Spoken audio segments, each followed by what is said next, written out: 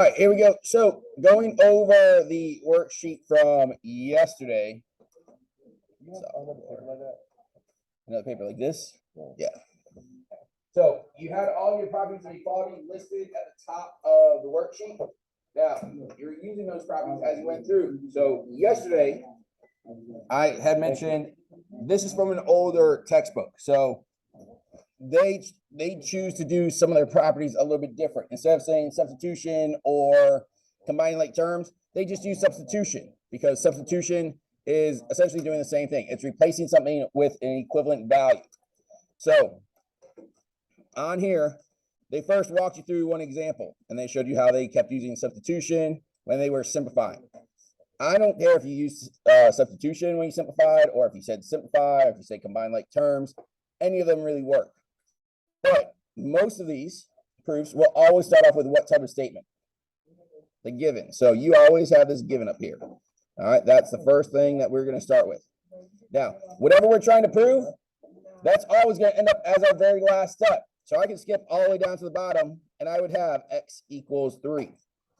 Even though I don't have anything else filled out, you can put those two things on there at the very beginning. Now, how do I get from there to here? So I got to go through and look at what happened. Well, the first thing that they did was they multiplied. They multiplied 2 to this side, which they also multiplied 2 to the other side here. They left you a little blank to put it there. So they multiplied 2 to both sides. Then what happened from there? Well, they actually multiplied it out. So they simplified it. Again, this book likes to use the word substitution. So whether you said simplify, whether you said substitution, or whether you said, combining like terms doesn't work there. So simplified or substitution, either one of those would have been fine. Then from that line to the next line, what did they do?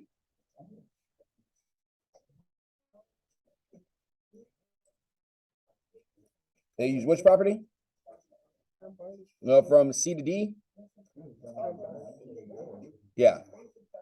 Subtraction. All right, so that is subtraction property of equality. I'm just going to put POE there.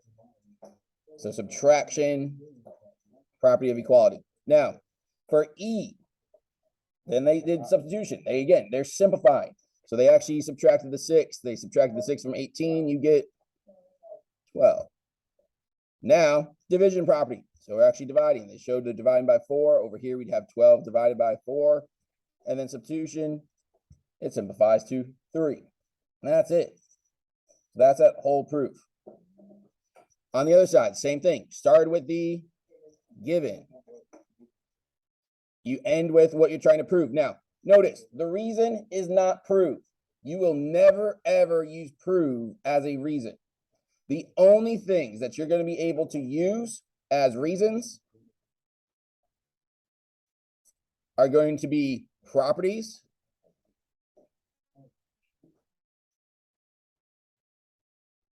postulates or axioms, definitions, what am I missing? Given, and there's a fifth one, properties, postulates, definitions, and theorems, which we don't have any theorems yet. Oops, I just put that in the wrong order. EMS. All right, we haven't done anything with theorems yet, so you won't see those just yet. So really right now, the only things that we're limited to are properties, postulates, and definitions. All right, and then we have our given for our first statement. So those are the things that you'll see as reasons, nothing else. All right. So now, the last statement there, you already told me should be the proof statement, which was x equals -2. So going through, what did we do for each step? Well, from here to here, we subtracted an x. So that is subtraction property of equality. Again, if you want to abbreviate that more, I'm fine with that. Then we have substitution. That was because we simplified. And they said we subtract again. What would we subtract now?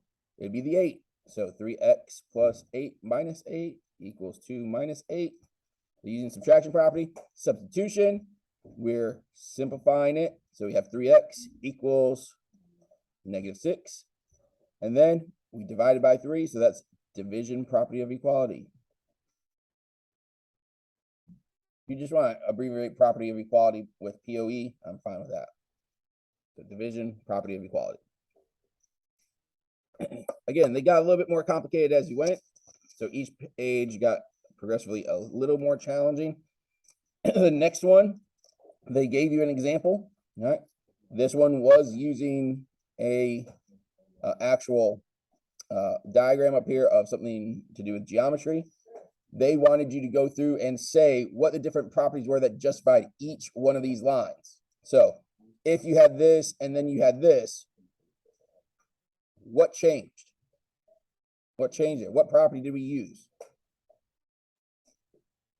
So it looks like the exact same thing, except they flipped. Which one allows us to flip? Not reflexive. Look at them carefully up there. Which one allows us to flip it? That is symmetric. So the symmetric property, yeah, that allows us to flip it. Symmetric property allows us to flip. All right. Number 2, if measure angle 1 equals 90 and measure angle 2 equals measure angle 1, then measure angle 2 equals 90. That's transitive. They both equal the same thing. So transitive property of equality. Again, I'm fine with you abbreviating. On 3.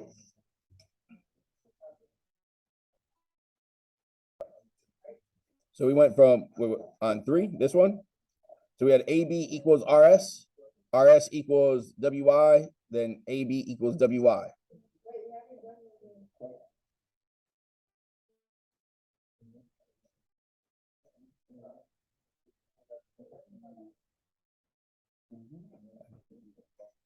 I think you're on maybe the wrong side. Is that one?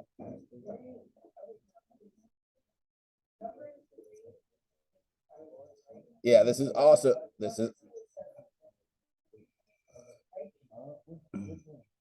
so you could do transitive property on both of these. Now, I would accept substitution because transitive property and substitution go together.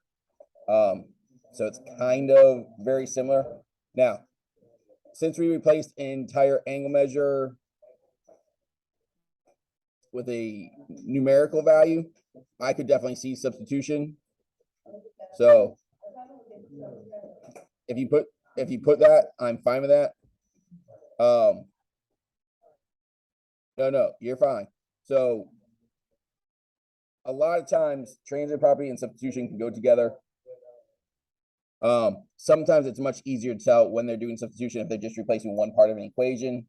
This one, you had 2 separate equations and then the 2 pieces were equal to each other. So again, you could call it either way. Number 4. All right, so you could do this a couple different ways. Now, we are actually multiplying by the 1/2, right, on both sides. So that would be multiplication property of equality is what I would say there. So multiplication property of equality. Because we actually multiply by the 1/2. On number 5, excuse me, my voice is not doing so good there. On 5, so we had 1 and 2 added together equals 110. 2 is equal to 3. So then measuring 1 plus measuring 3 equals measuring 10. That is definitely substitution. You could not call that one transitive because we didn't replace the entire side of an equation. So this one is only going to be substitution. There's no other option there.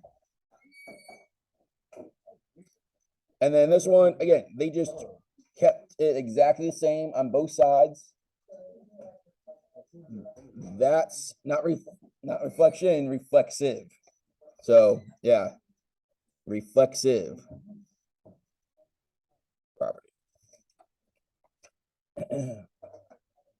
Then we have number 7. All right. We said which ones are equal. It said then these 2 added together must be equal to these 2 added together. Okay, why do you say that? You are adding. So on here, we have one from each part added together. Over here, one in each part added together. So we're adding a similar value to each side. So we can call that addition property of equality. That's kind of a, I feel like there should be an extra step there, but that would be addition property of equality. That's the only thing that works. Number 8, if measure angle 1 is equal to measure angle 2, and measure angle 2 is equal to measure angle 3, then measure angle 1 is equal to measure angle 3. Again, I would accept two things here, either, exactly. So you could do either one. Again, transitive or substitution, either one would be a good answer here. Substitution. All right. And then last one, if the formula for the area of a triangle is A equals 1/2 base times height, then base times height is equal to 2 times the area of the triangle. Write a 2-column proof to verify this conjecture. So very briefly, starting off, so we have statements, we have reasons. We started off with this. That's given.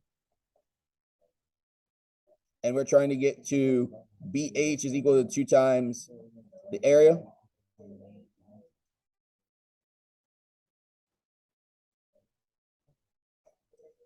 We can just do this in one step. So we can say, all right, we multiply both sides by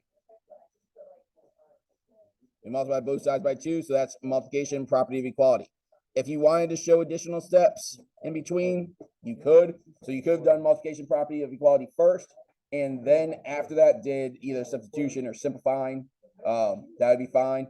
But you can do that in just 2 steps like that. All right, we're going to stop there because, like I said, my other classes, again, not all of them are meeting yet, so I don't want to get too far ahead. If you didn't get to the back yet, I'd like you to try the back. The back is going to be a little challenging, all right? But at least try the back, all right, if you haven't done it yet.